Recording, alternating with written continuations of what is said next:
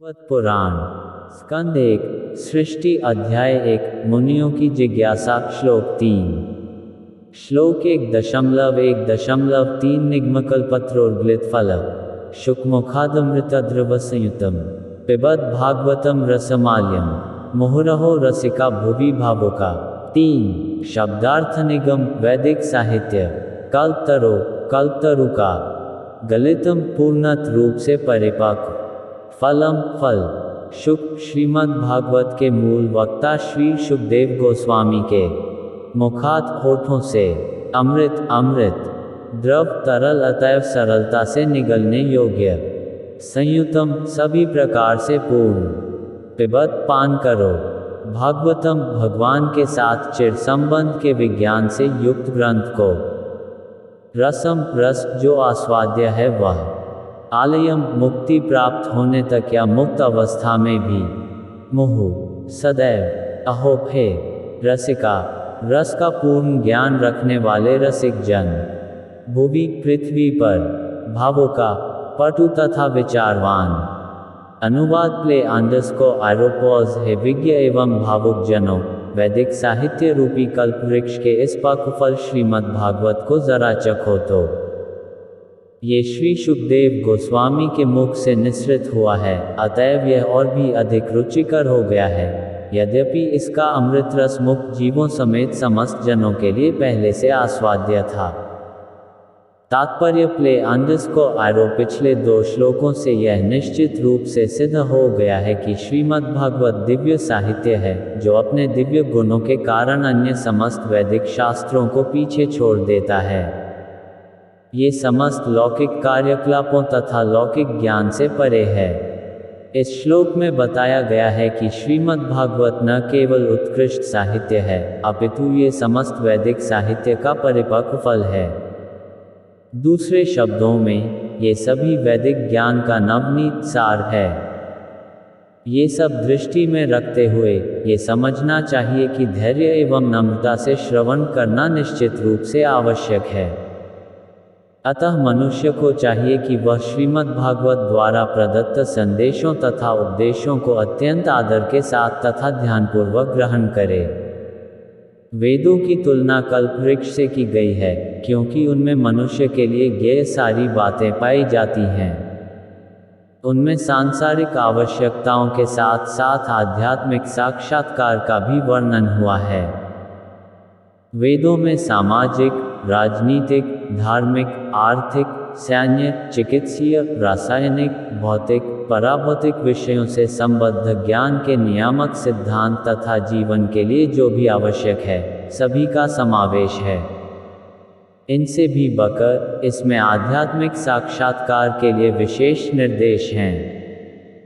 नियामक ज्ञान में जीव को क्रमशः आध्यात्मिक स्तर तक ऊपर उठाया जाता है और सर्वोच्च आध्यात्मिक अनुभूति तो ये जान लेना है कि भगवान समस्त रसों के आगार हैं। इस भौतिक जगत में उत्पन्न होने वाले प्रथम जीव ब्रह्मा से लेकर एक शुद्ध चींटी तक सारे जीव इंद्रियों द्वारा कोई न कोई रस प्राप्त करने के इच्छुक रहते हैं। इन इंद्रिय सुखों को पारिभाषिक रूप से रस कहा जाता है। ऐसे रस कई प्रकार के होते हैं। प्रामाणिक शास्त्रों में 12 रसों के नाम इस प्रकार गिनाए गए हैं। 1 रौद्र क्रोध, 2 अद्भुत आश्चर्य, 3 श्रृंगार दाम्पत्य प्रेम, 4 हास्य प्रहसन, 5 वीर शौर्य, 6 दया करुणा, 7 दास्य दास्ता, 8 सख्य मैत्री भाव, 9 भयानक भय, 10 बीभत्स आघात, 11 शांत उदासीनता तथा 12 वात्सल्य माता पिता का स्नेह। इन समस्त रसों का समग्र सार स्नेह या प्रेम है। मूल रूप से प्रेम के ऐसे लक्षण उपासना, सेवा, मैत्री, वात्सल्य तथा दाम्पत्य प्रेम के रूप में प्रकट होते हैं। जब ये 5 अनुपस्थित होते हैं तो प्रेम अप्रत्यक्ष रूप में क्रोध, आश्चर्य, हास्य, वीरता, भय, बीभत्सता आदि में प्रकट होता है। उदाहरणार्थ, यदि कोई पुरुष किसी स्त्री से प्रेम करता है तो ये श्रृंगार रस हुआ। किंतु यदि ऐसे प्रेम में बाधा पहुंचती है तो आश्चर्य, क्रोध, आघात या भय तक उत्पन्न हो सकता है। कभी कभी दो व्यक्तियों के प्रेम संबंधों का अंत नृशंस हत्या में होता है। ऐसे रसों का प्रदर्शन मनुष्य तथा मनुष्य के मध्य और पशु तथा पशु के बीच प्रदर्शित होता है। इस जगत में रस का ऐसा आदान प्रदान न तो मनुष्य तथा पशु के बीच हो पाता है, न ही मनुष्य तथा अन्य किसी योनि के साथ। ऐसे रस का आदान प्रदान तो एक जैसी योनि के जीवों में ही होता है। किंतु जहाँ तक आत्माओं का प्रश्न है, वे गुणात्मक रूप से परमेश्वर के समरूप हैं। इसीलिए प्रारंभ में रसों का आदान प्रदान आध्यात्मिक जीव जीवात्मा तथा आध्यात्मिक परम पूर्ण भगवान के साथ होता था। यह आध्यात्मिक आदान प्रदान या रस आध्यात्मिक जगत में जीवों तथा परमेश्वर के बीच पूरी तरह पाया जाता है। इसीलिए श्रुति मंत्रों में पूर्ण पुरुषोत्तम भगवान को समस्त रसों का निर्झर स्रोत कहा गया है। जब जीव परमेश्वर की संगति करता है और उनके साथ अपने स्वाभाविक रस का आदान प्रदान करता है, तो वह सचमुच सुखी होता है। ये श्रुति मंत्र बताते हैं कि प्रत्येक जीव का एक स्वाभाविक स्वरूप होता है, जिसमें भगवान के साथ एक विशिष्ट प्रकार के रस का आदान प्रदान किया जाता है। केवल मुक्त अवस्था में इस मौलिक रस का पूर्ण रूप से अनुभव हो पाता है। भौतिक जगत में रस का अनुभव विकृत रूप में होता है, जो अस्थायी होता है। इस प्रकार भौतिक जगत में रस का प्रदर्शन रौद्र क्रोध आदि भौतिक रूप में होता है। अतएव जो व्यक्ति कार्यकलापों के मूल तत्व रूप इन विभिन्न रसों का पूर्ण ज्ञान प्राप्त कर लेता है, वही मूल रसों के छद्म स्वरूपों को भौतिक जगत में प्रतिबिंबित होते समझ सकता है। विद्वान अध्येता वास्तविक रस का उसके आध्यात्मिक रूप में आस्वादन करना चाहता है। प्रारंभ में वह परमेश्वर से एकाकार होना चाहता है। इस प्रकार अज्ञ अध्यात्मवादी विभिन्न रसों को जाने बिना पूर्ण आत्मा से एकाकार होने के बोध से ऊपर नहीं जा पाते। इस श्लोक में यह निश्चित रूप से कहा गया है कि वह आध्यात्मिक रस, जिसका आस्वादन मुक्त अवस्था में भी किया जाता है, श्रीमद् भागवत के साहित्य में अनुभव किया जा सकता है, क्योंकि यह वैदिक ज्ञान का पक्वफल है। इस दिव्य साहित्य का विनीत भाव से श्रवण करने पर मनुष्य मनवांछित पूर्ण आनंद प्राप्त कर सकता है। किंतु मनुष्य को इस बात में अत्यंत सावधानी बरतनी होगी कि इस संदेश का श्रवण सही स्रोत से किया जाए। श्रीमद् भागवत को पूर्णतया उपयुक्त स्रोत से ही प्राप्त किया गया है। इसे वैकुंठलोक से ले आने वाले नारद मुनि हैं, जिन्होंने इसे अपने शिष्य श्री व्यासदेव को प्रदान किया। श्री व्यासदेव ने इस संदेश को अपने पुत्र शुकदेव गोस्वामी को प्रदान किया और फिर उन्होंने इसे महाराज परीक्षित को उनकी मृत्यु से केवल 7 दिन पूर्व प्रदान किया। श्री शुकदेव गोस्वामी अपने जन्म से ही मुक्त आत्मा थे। यहाँ तक कि वे अपनी माता के गर्भ में ही मुक्त थे और जन्म के पश्चात उन्हें किसी प्रकार की आध्यात्मिक शिक्षा ग्रहण नहीं करनी पड़ी। जन्म के समय कोई भी व्यक्ति न तो लौकिक दृष्टि से, न ही आध्यात्मिक दृष्टि से कुशल होता है। किंतु पूर्ण रूप से मुक्त आत्मा होने के कारण श्री शुकदेव गोस्वामी को आध्यात्मिक साक्षात्कार के लिए किसी प्रकार की विकास विधि का अनुसरण नहीं करना पड़ा, अपितु तीनों गुणों से परे पूर्ण रूप से मुक्त पद पर स्थित रहकर भी वे उन पूर्ण पुरुषोत्तम भगवान के इस दिव्य रस के प्रति आकर्षित हुए, जिनकी अर्चना मुक्त जीवों द्वारा वैदिक मंत्रों से की जाती है। परमेश्वर की लीलाएं मुक्त जीवों को संसारी लोगों की अपेक्षा अधिक आकर्षक लगती हैं।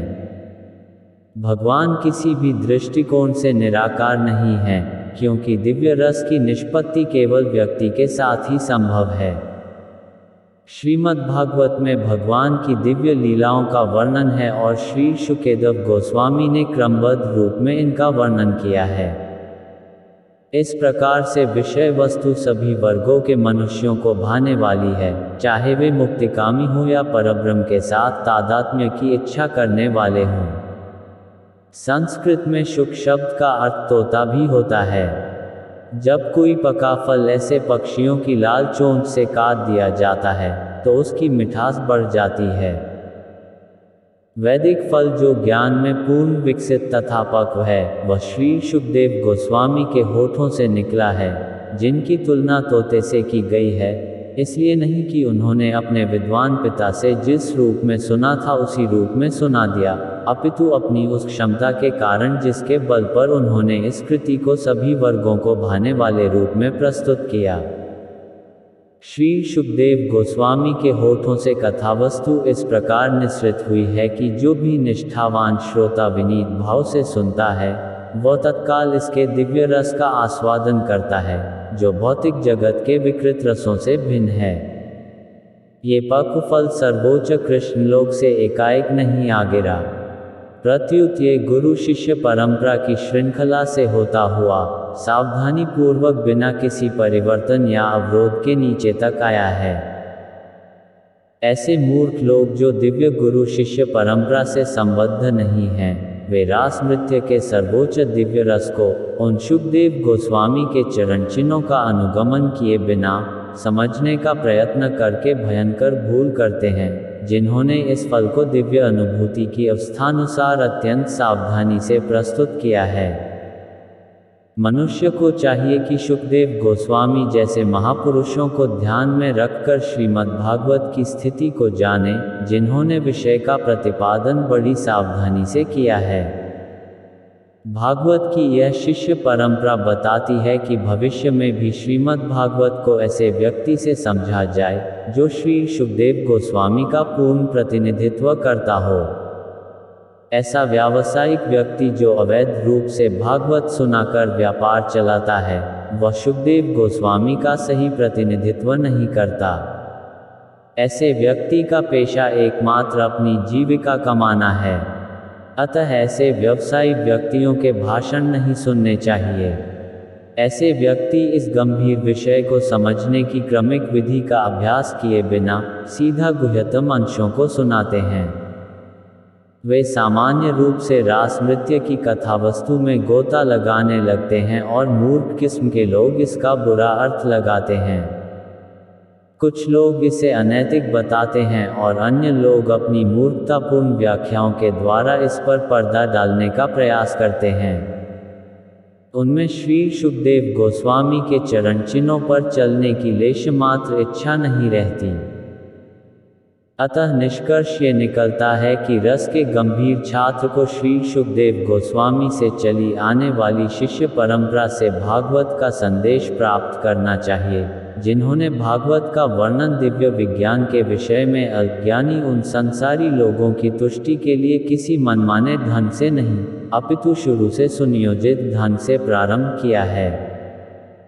श्रीमद्भागवत को इतनी सावधानी से प्रस्तुत किया गया है कि निष्ठावान तथा गंभीर व्यक्ति तुरंत वैदिक ज्ञान के इस पक्व फल का आनंद शुकदेव गोस्वामी या उनके प्रामाणिक प्रतिनिधि के मुख से निसृत अमृत रस का पान करके उठा सकता है। All glories to Srila Prabhupada. All glories to Vaishnav Bhakt Vrind. Greater than Hare Krishna Krishna Krishna Hare Hare. Hare Ram Ram Ram Hare Hare.